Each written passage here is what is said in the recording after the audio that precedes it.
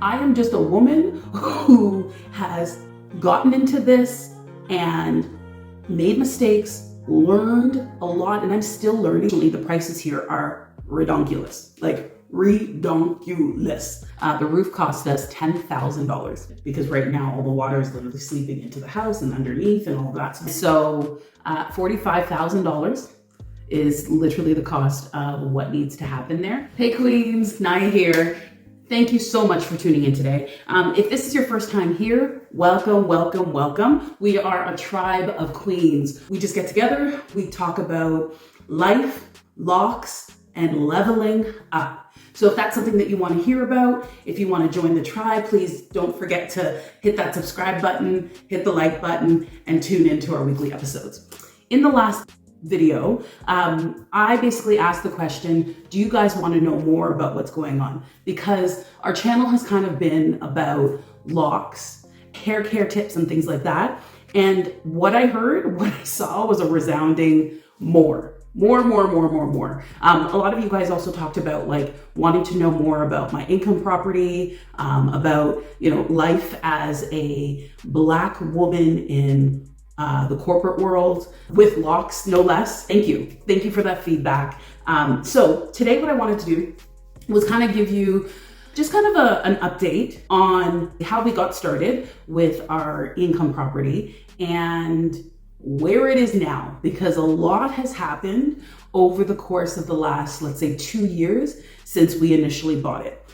Also, just a note, you guys, I am not a real estate professional. I am not an accountant. I am not a financial planner. I am none of those things. I am just a woman who has gotten into this and made mistakes, learned a lot, and I'm still learning through this process. But I definitely encourage you guys, if you guys are thinking about, doing this, talk to a professional, get that information, do your own research. I just want to share my experience because I think there's some things that I've learned along the way that if I could change, I would change. And I would have done differently. Let's flash back, kind of a bit of a story time. So let's flash back to 2021. It was May, probably about 2 to 3 months after COVID hit. And my husband and I, we were like, you know what, we've saved a fair bit of money, not like a ridiculous amount, but probably about 5% of a down payment for a house. And so we were looking around, we were like, okay, so we've got maybe about $20,000, $30,000 that we were like, okay, we could take this and put down on like an income property. We knew that, we wanted to start something so that like we could start building for our retirement and have kind of options overall. And we started looking at some new builds. We started looking at properties, in like vacation or like cottage areas as well. Cause we were like, maybe we want something where we could Airbnb it and then also use it for our family. And we ultimately kind of decided that we were going to go with an existing home that was a duplex. And the reason why we wanted to do that was because we wanted to try and, although it was one house, we wanted to have 2 streams of income. And we wanted to make sure that if, for example, we lost a tenant, the house wasn't sitting vacant, making no money and covering no expenses, right? And so how we kind of got to that was we talked to a few friends who had also had and purchased rental properties and things like that recently. And they were like, yes, you could totally go with, purchasing one house that one family could live in. But if you can find something that 2 families potentially could live in, or 2 different sets of people could live in, then you get the income from the top and the bottom. So we were like, okay, this is a good strategy. We also talked to like a real estate professional and that sort of thing, and they kind of had that same feedback. The other thing we did was we looked into areas that were farther out because we don't live right in Toronto, but we still live in like kind of like what's considered the GTA. And unfortunately, the prices here are redonkulous, like redonkulous. And they were just going up at that time. 2021, around that time, that was when all the bidding wars were happening, right? So like but people were putting down or putting offers in on houses, and there were like 30 other offers. And so it was like, you had to make sure that you had the best offer, the cleanest offer possible, so you could get that house. So that's where we were in that time, in the thick of it. And so we had been looking for houses with our real estate agent and looking for duplexes that were already kind of set and done. And we wanted to try and make sure that it was like a legal duplex, meaning that everything's set up for, you know, the lower tenants to have like their own entryway, proper size windows in case of a fire, their own heat and hydro meters and things like that. So we were asking for a lot, okay? And we only had a very small budget. So we started looking out into like the Niagara area, because there you could still get homes for like $500,000. I just wanted to pause for a second and just give you a little bit more detail on this. When choosing this home, we were also looking at the area. So area being very important. Niagara is on the border of the Canadian-US border. It's also really well known for its tourism, wineries, and the area that we were looking at specifically also had colleges pretty close to it and a main hospital. So when we're looking at rental, that was really, really important to us. Just to make sure that it was actually a place that people wanted to go to. You can go and buy a house in the middle of nowhere, but if no one wants to be there and no one wants to rent it, it doesn't matter how cheap it is, it's going to be difficult to rent. Whereas we chose something that was cheap in terms of the area, but was also a destination for people to work, go to school, and travel. Where we live now and where we raise our family, the prices have gone so ridiculous. It's like the average home is like maybe 1.2 to 1.3 million. It was crazy, especially at that time. And no, we didn't buy our house for that because I couldn't afford to buy my house if that were the price. We didn't buy it for that. But over the course of like the 10 years that we lived there, the price just went like this. The value just went like this. So what we did was we were looking for properties, and we basically said, okay, so we have some money for the down payment. So we had like maybe $30,000 saved. And so we had some money for the down payment. And what we were going to do is we were going to take some of the equity from our house, because we purchased our house for about $500,000 10 years before that. And now it was valued at like 1.2, 1.3. And so there was a lot of equity sitting in there and not really doing anything. So we were like, okay, so we can take some of the equity through a line of credit to put down on the second house. Because while we have the down payment in Ontario, which is where I am, if you already own a home and you want to purchase a second home, you have to put down a minimum of 20% of the entire value.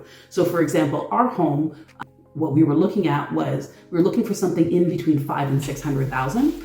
That would mean that we would need to put down about $130,000, $120,000, depending on, you know, how expensive it was. So we're like, okay, so we have like the 30, but the other 100,000, where are we going to get it from? And that was taking it from the equity of our current home. So after like hunting for a few months, we found this house, again, built in like the late 1940s, early 1950s, and it was a wartime house. It was a bungalow, and a small contracting company had purchased it and was renovating and essentially flipping it. And so when we went to go look at it, it was down to the studs, right? And so it was kind of like a pocket listing, I guess they call it, where it's like, it hasn't been put out yet. The owners were going to be like fully renovating the house and doing legal basement apartments, and with like everything done. So we were like, okay, so this house, although it's a wartime house and it's an older home, we know that it's going to be completely renovated from top to bottom. And because it was down to the studs, they basically said, you know what? Like we went to them, we put in an offer, and we put in an offer that was clean, which means like really no stipulations, because again, it was the time. And because we were getting it before anyone else could even see it, we essentially were securing that we were going to purchase this house. Of course, in the document, they had to complete the home to 100%. We also did some research in the background as well, and actually went to go visit some of the homes that they had previously done and got some references as well. But at that time, like I mentioned, the home inspections, people weren't doing them because there was lots of bidding wars going on. And we knew that the city would have to come and approve everything in there. So we actually didn't do a home inspection. And that was one of the things that, like, you'll hear in a little bit what actually ended up happening. But that would probably be one of the things that I would have tried to insist on a little bit more, or push for that a little bit more. But the hindsight's 2020, and it was the market, it was what was going on at that time. And we really did think that, hey, by having the city sign off and get the permits and everything else like that, they have to go back in and check everything, that should have been fine. And so we purchased the home. The house was completed in like July, and everything went through in August. So in August, we ended up having the home. The home itself was essentially like a 2.5-bedroom plus den on the top. And then it was a 2-bedroom on the bottom, separate entrances, enough room in the driveway for three cars. And they each had their own like outdoor space as well, along with the hydrometers and everything like that. So we were like, oh my God, like we hit the freaking jackpot here, and we didn't have to go into a crazy bidding war. And so that was great. When we also did the numbers, because that was huge for us, when we ran the numbers, basically after paying the mortgage, the property taxes, the property management company that we hired, because we were an hour and a half away from that location. And it would have just been too hectic, especially with all of our schedules, to get down there in time if there was anything. I also didn't want to have to chase people for money either. Once we paid them, the insurance, the water every month, we were still able to have a cash flow of just over $700 a month. So it was a good investment if the top and bottom tenants were there. So what ended up happening was, for the first 5 months, we had tenants in the bottom, and we unfortunately didn't get tenants on the top for. So the reason we didn't get tenants on the top, although typically top of the houses will sell faster, you would think, than the basement. In our case, it was actually because of two things that, again, you learn as you go, right? So the layout of the top unit had just an open area that wasn't really conducive to having like a separate dining area. Everything was kind of all in one, and where like in terms of wall space, it was kind of awkward in terms of where to fit a TV. Also, in terms of how we marketed it, it was actually a 3-bedroom, and initially we marketed it as a 3-bedroom, but the closet on the 3rd bedroom was like a half closet, and so when people went to go and look at it, they were kind of disappointed. So we actually changed that, and we listed it as a 2-bedroom plus den, and that made all the difference in terms of who we were getting in. But thankfully, because it was a duplex, our mortgage was about $1,580 per month. What we were making on the bottom tenant covered most of the mortgage. And so then basically what ended up happening is we finally found renters. So we ended up getting full tenants on both by the end of that year. So 2022 was pretty good, right? So we ended up having that cash flow of about $700 a month. Everything was great. And then towards the end of 2022, the roof, right? So we knew that the roof hadn't been done. So that was something that we had already kind of anticipated. We're probably gonna have to do the roof in a couple of years. And so it did, right? So we ended up having to do the roof. And that, especially with all of the issues in terms of getting construction materials and all of that through COVID, the roof cost us $10,000. $10,000. The good thing though is that in terms of our taxes, we were able to claim all of that, which was great. So that actually helped us not pay additional taxes on our income from the property. So that was good. So what ended up happening in the spring, which I forgot to mention here, is that our renter on the top wanted to leave, but he had a lease up until July.